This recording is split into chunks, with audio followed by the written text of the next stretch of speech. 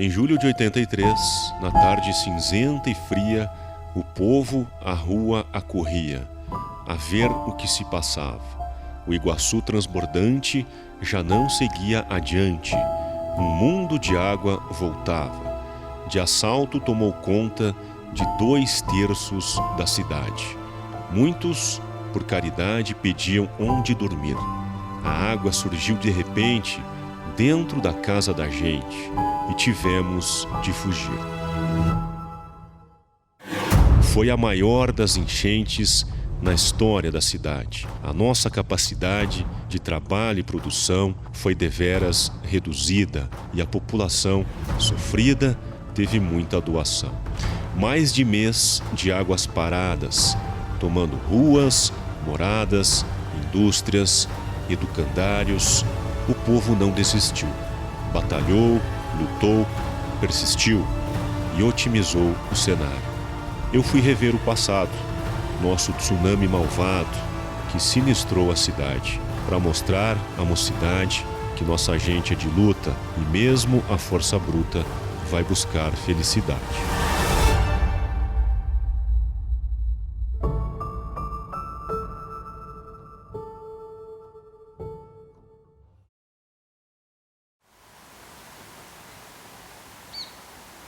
Era uma noite em 83.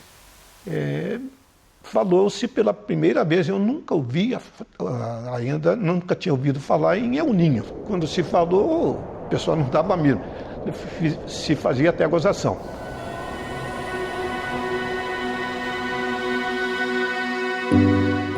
O Rubens Jorge lembra, capitão da polícia, né? Ele avisou que viria um tornado muito grande que nos atingiria.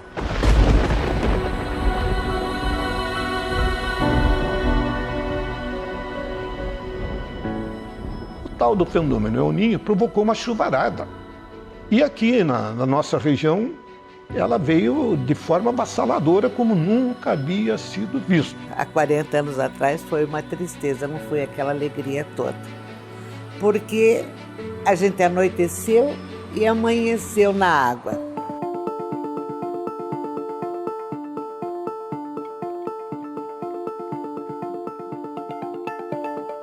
Nós já tivemos um período de muita precipitação pluviométrica a partir dos anos de 79,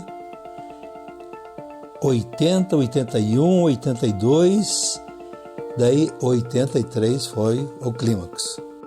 O ano de enchente de 83 começou em abril, na verdade. Em abril nós tivemos uma cheia que foi mais do que pequena. 2 a 3 meses depois, a cidade, a região, Brasil, o mundo foi surpreendido, principalmente nós aqui fomos, com o evento da cheia do Iguaçu.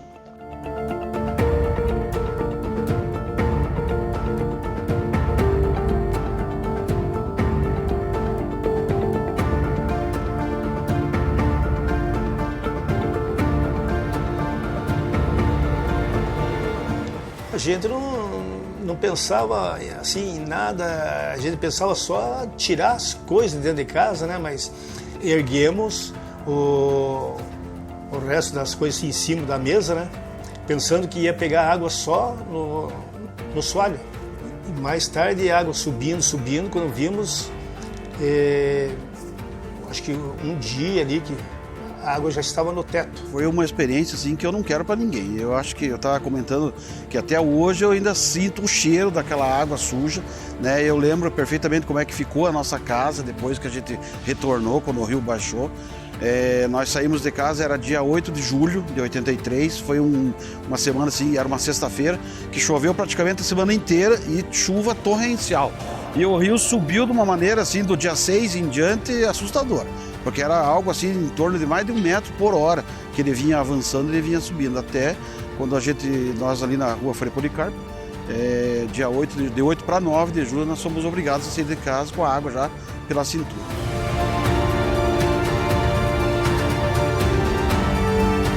A ponte de ferro, a famosa ponte de ferro 08, então a água batia embaixo dela. Foi uma época bem difícil, vídeo, né? É uma coisa só para quem passou para descrever, né? É inacreditável. Nós pensávamos que nós íamos morrer tudo afogado, porque não tinha como sair, né? Então, então o pessoal ficava desesperado porque não tinha onde sair.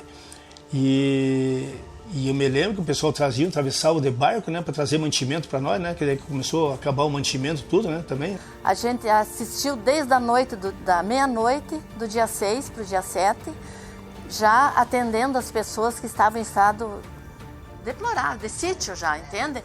A gente encontrava pessoas em cima das mesas, com as crianças, com os filhos. O que a gente lembra que à noite a gente se acordou de madrugada com vozes do pessoal, aquele tumulto, que água subindo, gente saindo de casa.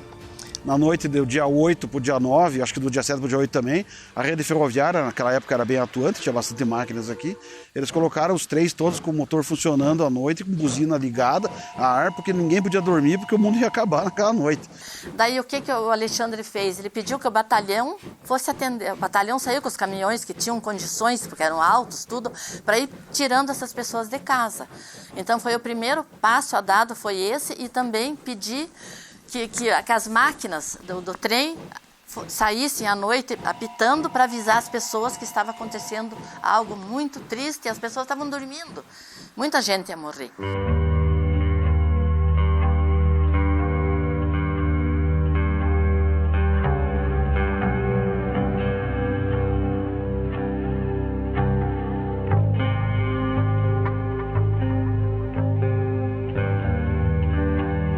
Na noite do dia 8 de junho, eu e o Gilberto saímos do jornal, encerramos, fomos no restaurante do Olds Hotel, ali tomar a saideira com um amendoinzinho salgado e bater um papo para o fim de semana. Mas estava chovendo. Há 2 dias já. No dia 8 já fazia 2 dias que nós tínhamos chuva sem cessar na Bacia Iguaçuana. Muita água. Aí nos despedimos por volta de... Foi uma sexta-feira, por volta de 3 horas da madrugada. Eu estava deitado, tocou o telefone. O Gilberto me disse, Nego, por favor, vem aqui em casa que estou com água aqui, vou perder tudo. Você está brincando? Não, tem água aqui. Eu cheguei lá e realmente, a casa dele, isso 6h30 da manhã, a casa dele invadida pelas águas.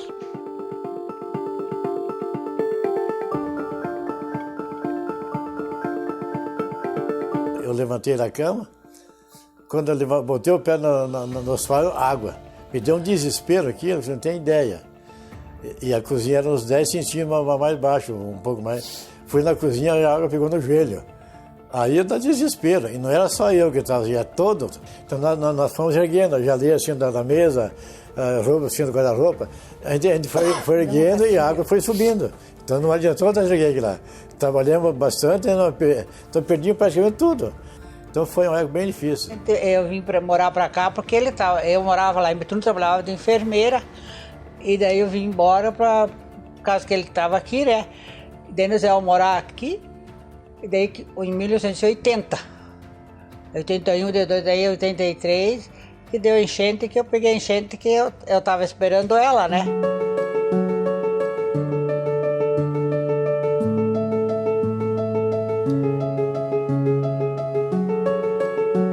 Daí eu entrei em trabalho de parto dia 6, né, de julho. Daí escutei a enfermeira no corredor falando, a dona Cecília está de alta, mas a casa dela está embaixo da água. Imagina.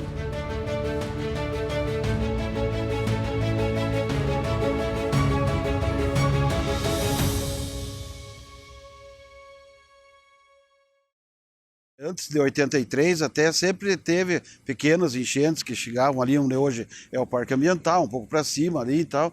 Então a gente meio que se criou com o problema da enchente. Foi mais ou menos umas 8 horas da noite do dia 8 de julho. Todo mundo estava assustado, era uma coisa que ninguém sabia o que ia acontecer, pela velocidade que o rio subia, ficamos sem energia, sem água encanada. E aí levantamos de manhã e a água estava na outra esquina. E a gente comentou, diz, olha, a água vem até aqui hoje. E o meu pai, na época, não quis, disse que não, que ele já estava aqui desde 56, e em 57 havia dado uma enchente grande que não tinha chegado nessa proporção. Então ele não acreditava e não, era para ficar todo mundo sossegado. Mas aí à noite nós saímos com a água já pela cintura de dentro de casa. Primeiramente a gente foi para casa da minha avó materna, que ela morava bem na frente lá do Parque do São João Maria, lá do João Maria, lá no Morro da Cruz. Então lá era seguro, né?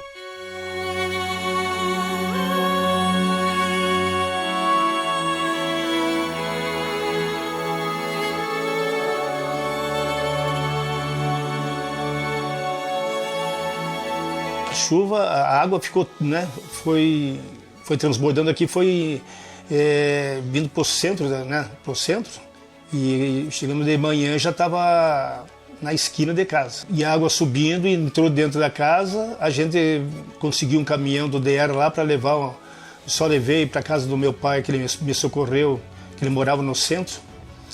E então eu tirei a geladeira e tirei o grupo estufado.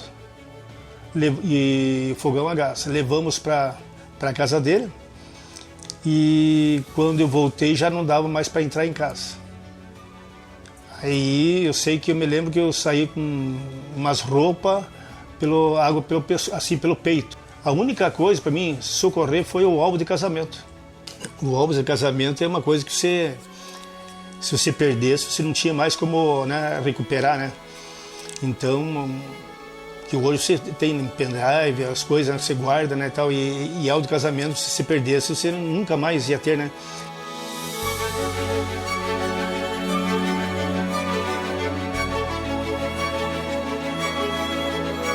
Agora, quando na noite que veio aquela catástrofe, aquela enchente, eu estava na minha irmã. A minha irmã morava, aquela que fazia as camisas, sabe? Do Chacarosca.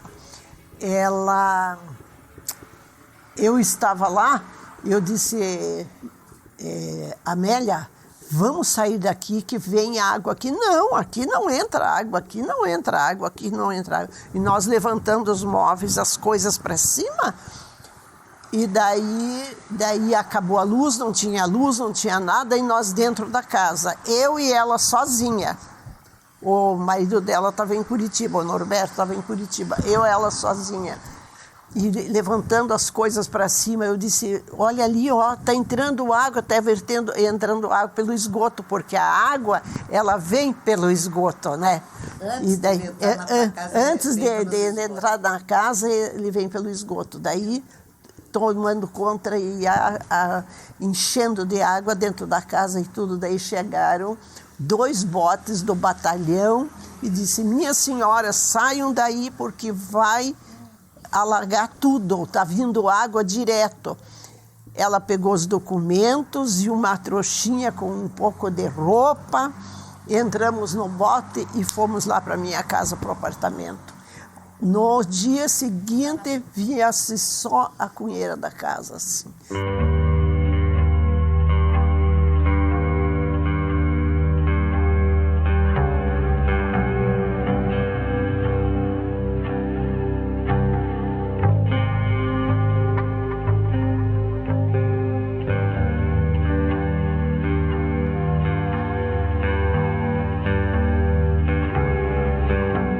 Em 2013 e 2014 foi uma seguida da outra, né? Foi minha primeira experiência de enchente, né? Eu me lembro que o rio vinha subindo, chuva não parava, e a certa altura o exército e prefeitura na rua de dia, de noite, tirando as pessoas da casa, né? De suas casas, levando para abrigos. Tudo isso para mim foi novo e trágico, né? Trágico, porque, poxa, aí a gente ia nos locais levar alimentos, né? Socorrer na beira de rio, socorrer nos locais onde elas estavam colocadas pelo município. Haviam perdido tudo, as pessoas tinham perdido tudo.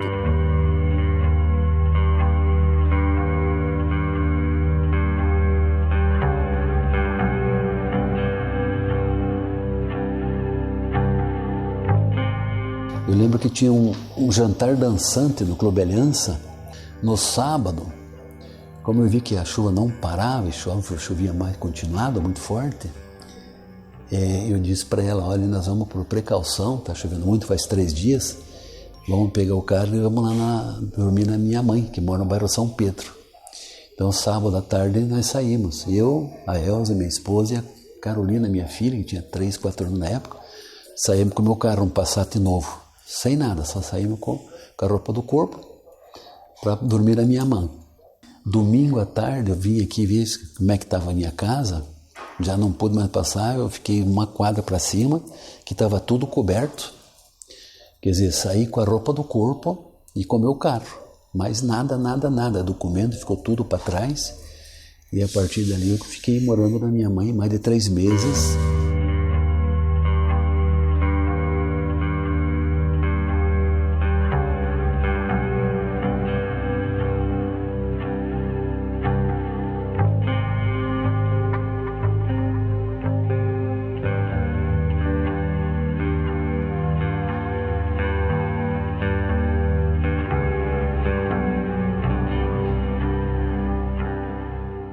O quartel da Polícia Militar de União da Vitória, que estava bem à margem da Avenida Bento Munhoz da Rocha Neto, ficou embaixo d'água.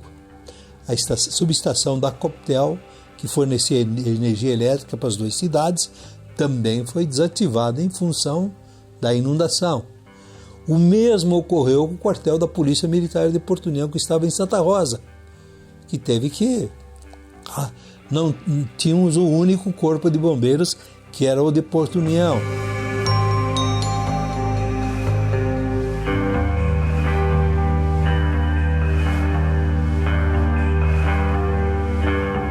Aí foi criada, por sugestão do Poder Judiciário de União da Vitória, Ministério Público de União da Vitória, Poder Judiciário de Porto União e Ministério Público de Porto União, uma comissão intermunicipal de defesa civil.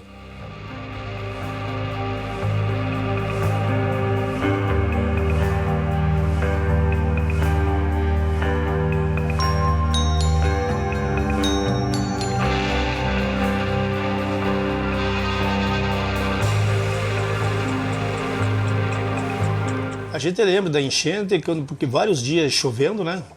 Aí, como era tanta chuva que lá na usina, lá de Foz do Areia, lá na barragem, lá, eles deixaram fechado, né? E o que aconteceu? A água ficou, né? Foi transbordando aqui, foi vindo para o centro, né? Muita gente fala, porque fecharam a comporta da usina, outro. Eu acho que o excesso de chuva mesmo foi o fator preponderante. É a natureza, não tem... com tudo que choveu, você podia tirar até a usina fora de lá, que não ia resolver nada. Não tinha para onde o rio descer, não adiantava. Foi o fator da natureza. Uma semana, para você ter uma ideia, chovia todo dia, mas incessantemente. Era monótono. Você ficava... E foi, e subindo o rio, cada vez, porque chovia na bacia iguaçuana. Havia boatos de rompimento de uma barragem na região de Canoinhas, que ia inundar em União da Vitória. Na verdade, alguma coisa foi confirmado que houve, mas não um rompimento nessas condições. Nós tivemos uma sobrecarga em toda a bacia iguaçuana, porque não foi um dia, não foram 2 dias. Na verdade, foram em torno de 10 dias de chuva incessante em níveis que nunca se havia visto até então. Como aconteceu até hoje, nós não sabemos, não temos uma explicação suficientemente esclarecedora.